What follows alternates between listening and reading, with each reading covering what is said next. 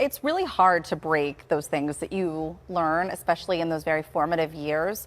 But how did this become such an unattainable aspiration? Do you think it was because of that messaging early on, like in the 90s and so? Sure. So we've talked before on Wellness Wednesday about how much we value thinness in our culture, and we value a certain body shape.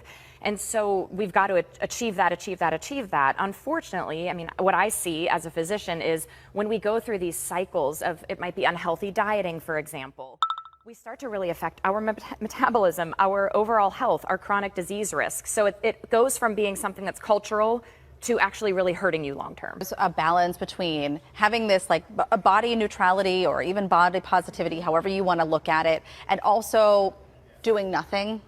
Because I do think that there's something, like we still have to take care of our bodies. It's still like loving them and treating them well, right? I get that question all the time, and I'm so glad you asked it. You are allowed to have body goals. You're allowed to have health goals. That's great to hear. Right? Yeah. You are absolutely allowed to have those things. When it starts to trickle into a way that's detrimental to your health, it's hurting you in the long run, that's when we need to scale it back. So it's okay to want to lose a little bit of weight, to get to a healthy place.